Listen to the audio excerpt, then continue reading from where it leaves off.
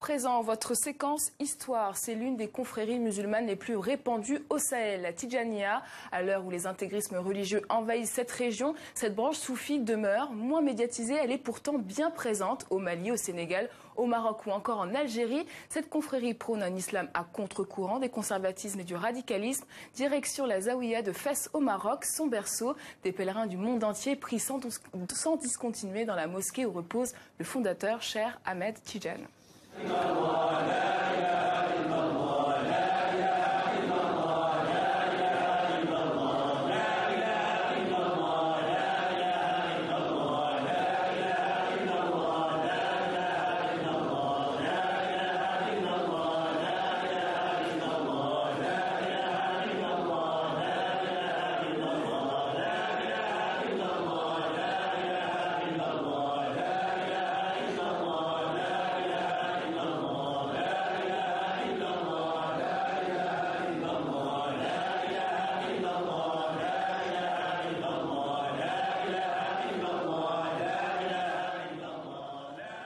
Avec nous, Slimane Zeguidour, qui s'est penché sur la question de Tidjaniya. Bonsoir Slimane. Bonsoir. Alors expliquez-nous, c'est quoi la Tidjaniya? Alors la Tidjaniya, elle porte le nom de son fondateur, Ahmed Tidjani, qui est un Algérien, et une confrérie religieuse soufie en islam. C'était quelque chose de très commun jusqu'aux années 50, c'est-à-dire jusqu'aux années 50, pendant 14 siècles, l'islam reposait sur des confréries. Il y avait des milliers de confréries, dont certaines transnationales. Et la confrérie, c'est quoi? C'est un saint qui la fonde. Et ce saint est perçu par les fidèles comme un intercesseur entre les fidèles et Dieu. C'est pour ça qu'il est censé tenir une baraka pour bénir quand il est vivant. Et quand il meurt, son mausolée, qu'on appelle vulgairement un marabout, devient un lieu de pèlerinage pour demander aussi la baraka du saint, même après sa mort. Et il faut dire aussi que ses enfants reprennent aussi sa sainteté et continue à la distiller aux populations. C'est cela une confrérie. La Tidjaniya est une des plus grandes confréries musulmanes fondée en Algérie. Elle est passée par le Maroc, ensuite elle a gagné l'Afrique occidentale où elle a vraiment trouvé le public le plus assidu. Et justement, comment elle s'est exportée dans ces pays africains?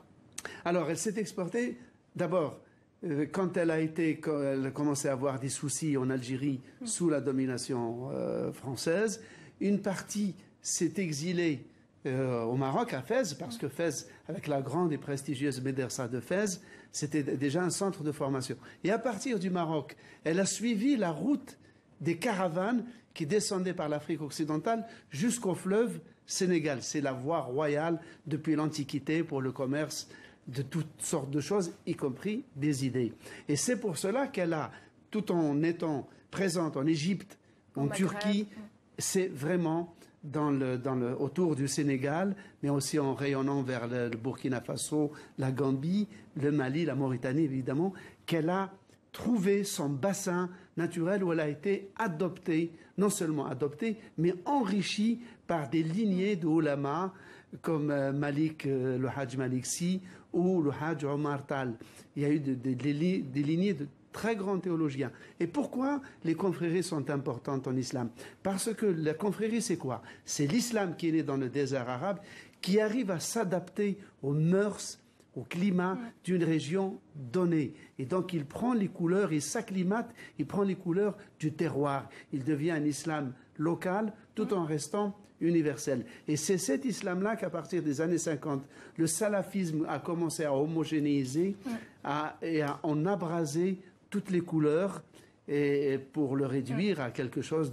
d'immatériel presque. Et il y a aussi cette romance célèbre pendant la colonisation. Une aventurière française s'est mariée avec un des chers de la Tidjaniya. Oui, avec un des fils, un des enfants de Ahmed Tidjani, le fondateur dans la ville de Laghouat en Algérie. Effectivement, il l'a rencontré en France où il était plus ou moins en exil.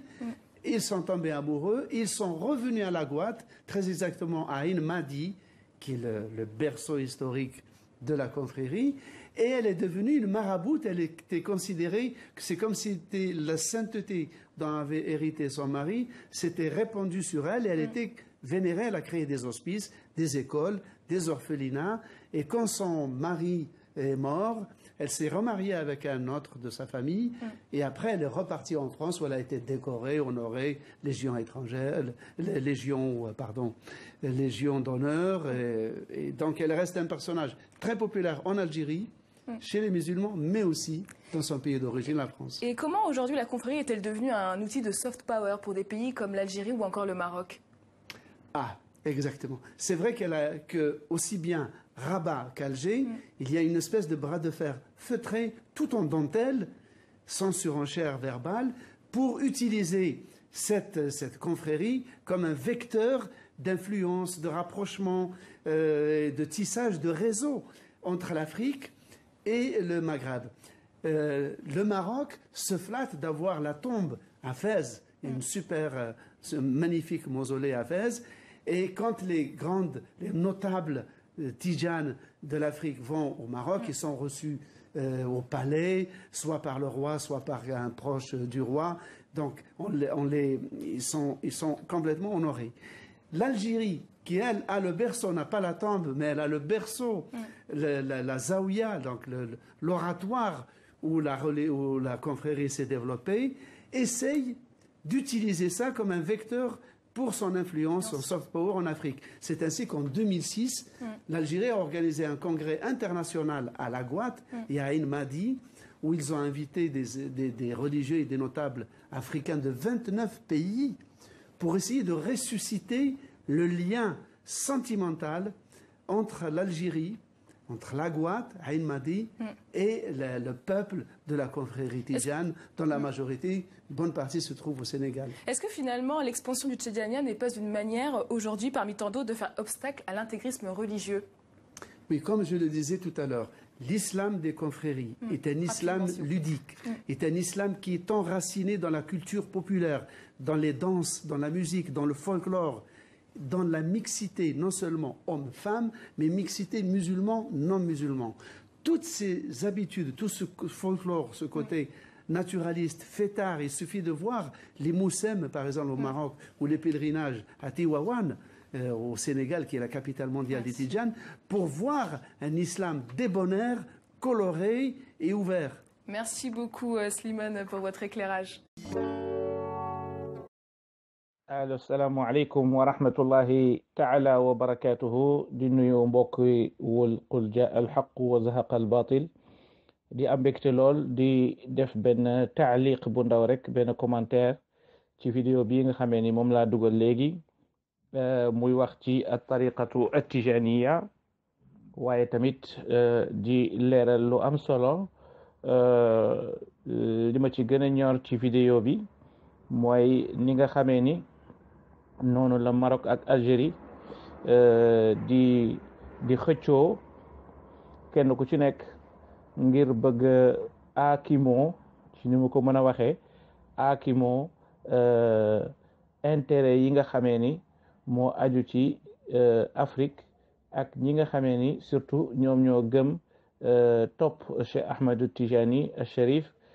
mi nga xamee ni moom la ñu denc fële ca Fass gis nañ ñaari réew yoo xamee ni kenn ku ci nekk bëgg nga attirer yi pays africains yi surtout Sénégal ak Mauritanie Côte d'Ivoire Mali réew yooyu Gambie yooyu yëpp bëgg nañ leen a xëcc waaye ñu ngi ko bëgg a jaar ci tasawuf nga gis ni kon tasawuf am na solo lool ci wàllu woowu waxuma sax wàllu spiritualité bi nga xamee ni moom la mën a jur waaye tamit mi ngi fexe bay jegele ay réew mi ngi fexe aussi bay lëkkalante ay économie ak ay intérêt def naa loolu aussi lu am solo la lu mat a bàyyi xel la lu mat a bàyyi xel la loo xamee ni mënees na koo jàngate ci vidéo bi nga xamee ni moom la journaliste bi nga xamee ni mi ngi tudd Slimane Zegidour nga xamee ni moom TV5 la nekk ndax vidéo bi mi ngi jóge ci télévision boobu ñuy wax TV5 Monde muy lu am solo loolu benn point la ñaareelu point bi aussi wane na ni tey jii Sénégal moom mooy capital maanaam Tivaouane sax la tudd wax ni moom mooy capitalu maanaam Tijaniya dans le monde entier ndax soufisme bi nga xamee ni tariqa Tijaniya bi nga xamee ni Cheikh Ahmed Tijani moo ko sos te zaawiya bu mag bi nekk foofu ci Aynul Maadi bi nga xamee ni fa la feeñee ci àdduna ci 1150 de l'hégire waaye tolloog 1737 mu génn àdduna 1214 tolloog 1815 foofu ci Aynul Maadi zaawiya bu mag a nga fa boo xamee ni waa Algérie ndax foofu moom algérien la foofu la feeñe waaye gis nga ko moom yàlla def na ni Maroc lañ ko denc kon mu nekk ci diggante ñaari pays arabe léegi nag am nay jamono yoo xamee ni kenn ku nekk bëgg na wane ni daal cosaan li fii la waaw algériens yi bëgg nañu wane ni ñoom ñooy cosaan li waaye marocains yi tamit bëgg nañu wane ni ñoom ñooy cosaan li waaye ndax ki nga xam ni mooy sang bi foofu lañ ko denc muy Cheikh Ahmed Tijani ci Fass Tijaniye googu nag comme ni nga xamee noonu la sosoo foofu ci Algérie waaye jamono ji nga xamee ni nag ci jamonoy colonisation bi tubaab yi français yi bundaxatal ñi nga xamee ni ñoo nekkoon ay tijaan jamono jooju loolu moo indi tarixa bi mu dem fële ca Fass ñëw ci Maroc googu nag la jàlle wàcc nag di ñëw ci jaar ci yoon boobu nga xam ni mooy caravane bi nga xam ne fa la commerçant yeeg borom xam-xam yëpp daan wàcc ba ñëw ci fleuve du Sénégal foofu nag la tijaaniye nag gisee maanaam mbubb mi nga xamee ni moom lañ ko ñawaloon noonu la ko waxee maanaam mbubb mi nga xamee ni jëmm ji nga xamee ni moo war a sol mbubbu tijaaniye mu jot ko sëkk maanaam bi mu ñëwee Sénégal foofu ci fleuve bi fa la ko fekk donc mu tudd ci ay kàngam ci yoonu tariqa tijaan tudd na Cheikh El Hadji Malick Sy tudd aussi ki nga xamee ni moom mooy Cheikh Omarul Fuutiyu Taal radiyallahu anhuma nee na ñoom ñaar ñooy ñi nga xamee ni bokk nañ ci borom xam-xam yi gën a ràññeeku waaye tamit nee na tariqa tijaan bi mu ñëwee foofu ci Sénégal nee na fekk na fi ay théologiens yu màgg ay borom xam-xam yu kawe yoo xamee ni waxuma la rek ni dañoo adopté tariqa bi waaye dañ ko enrichir maanaam dañ cee dolli maanaam lu enrichir ko mooy daal ci niñ ko waxee mooy liñ naan irna hada turas maanaam daal fexe na ba def ko mu gànjaru lool moom tariqa bi na mu jógee maanaam ci Algérie jóge Maroc ba mu ñëwee Sénégal dañ ko maanaam sololaat bu mu gën a rafet gën koo taaral gën koo jekkal moom tariqa bi te ci naka mu ni ci ay borom xam-xam yu ràññiku ay borom xam-xam yu mag jooju xam naa mi ngi junj ñoom El Hadji Malick Sy Cheikh Oumar Foutiyou Cheikh Abdoulaye Niass Cheikh sëñ Ibrahima Niass al Kawlaxi mi ngi aussi tudd ñëpp kër diine yi nga xamee yëpp ñooy yëngatu ci wàllu tijaniya donc ñooñu lay wane ni lañu seen contribution surtout ci tariqa tijaniya waaye moom yemul foofu rek wane na ni aussi ni kon fii Tiwaawan mooy capitalu maanaam tijaniya à travers le monde loolu tamit di lu am solo loo xamee ni lu mata bàyyi xel la wane na aussi wane na ni tariqa tijaniya tariqa mondial la universel la donc waxuma la rek ni dafa yem ci Sénégal mais foo dem ci àdduna bi danga ko fay fekk mooy tariqa bi gën a yaatu daanaka ci mën nañ wax ni ci àdduna bi yëpp mooy tariqa bi fi gën a siiw gën a yaatu gën a ëpp aussi ñi nga xamee ni ñoo ko topp waaye indi na aussi ci biir téere bi benn histoire boo xamee ni am na ñuy doon lëntal ci réew mi ko ñu mel ne ñoom Oumar Sall ak ñooñu ñoo xamee ni ñu ngi doon jéem a lëntal ci mbir yooyu mu indi ci aussi ay leeral wane na ni am na benn doomu Cheikh Ahmed Tijani boo xamee ni dafa takk benn tubaab boo xamee ni ca France la ñu daje jamono jooju nee na xamul sax lu ko fa yóbbuwoon xëy na exil bi la moom parce que boobu algériens yi dañ leen daan jàpp di leen exilé comme ni ñu defoon ñoom Serigne Touba donc exilé leen yóbbu leen ay Gabon wala ñu yóbbu leen ci yeneen réew noonu lañ leen doon def jamono jooju léegi nag yàlla def nag am ku mu dajel foofu benn ndaw suñuy wax Aurélie Picard moomu doom bu jigéen ku jigéen la koo xamee ni papa militaire la woon gendarme la woon donc mu daje fa ak doomu Cheikh Ahmed Tijani boobu yàlla dogal ci seen diggante sëy am ci nee nañ ñi ngi daje ci 1870 la ñu daje ci 1872 nag ci la ndaw soosu nag jéngu takk ay bagaasam dem Algérie sëy foofu ci désert bi muy lu am solo foofu parce que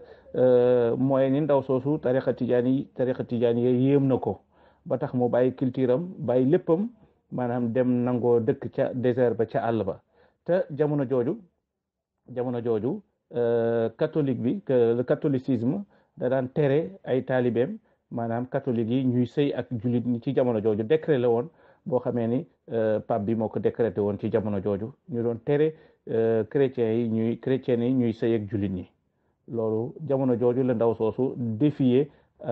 diineem défier la mu nekkoon lépp bàyyi ko ñëw fekk si li nga xamee ni moom mooy tariqa tijaaniya ndax leer gi mu ci gis ak tamit xam-xam bi mu ci gis ak tamit gis ña ca nekk seen melokaan na mu mel donc loolu lu am solo la loo xamee ni mënees na ko bàyyi xel ci lii nga xamee ni mooy li ñëw ci vidéo bi ki nga xamee ni nag moo bind xissa bi muy histoire bi ma leen nettali ci ndaw si tudd Aurélie Picard maanaam am na benn roman boo xamee ni ku ñuy wax José Lenzini moo ko bind donc mi ngi ko tuddee la princesse des sables maanaam daal princesse mooy soxnaas buur bi nga xamee ni daal ci désert bi la doon dund donc ci gàttal daal vidéo bi mënees na cee jàng lu bari ci tariqa tijaaniya ni mu tasaaroo ci àdduna bi waaye tamit influence bi mu am ci àdduna bi ba tax na tey ay réew yu bari kenn ku ci nekk bëgg wane ni foofu la soqi ko ba kenn ku ci nekk di jéem a xëcc yeneen peuple yi xëcc yeneen réew yi ngir ay intérêt économique ak ay masalih spirituel yoo xam ne mooy dajale àdduna bi loolu war nañoo ñun tamit en tant que ay sénégalais ñu bàyyi xel xam ni donte sax tijaaniya dañ ko wàlli mu ñëw ci biir réew mi waaye tamit ñu xam ni ci sunu biir réew mi tamit am na fi ay kàngam yoo xamee ni doyoon nañu sëkk incha allahu taala ku mel ne Cheikh Ahmed Cheikh Alhaaji Malick Sy ku mel ne Cheikh Abdullahi Niass nga xamee ni donte sax gisuñu woon kenn koo xamee ni mënoon nañoo dem jëli ci moom tariqa bi ñooñu rek doyoon nañu ci wàllu yegg ci yàlla waaye tamit doyoon nañu tamit ci ñu xam ku yàlla ñu dund tasawuf ndax ñoom ñooñu ko xamal ñoom ñoo ko dund ba ñu xam ko ba tey jii ñu di ko dund ci Sénégal ba Sénégal nekk capitalu maanaam li ñuy tuddee la spiritualité donc ci Afrique de l'Ouest wasalaamualeykum wa rahmatullahi taala wa barakatuhu seen mbokk seen xarit donc moo doon def taaliq boobu Mouhamed Galaye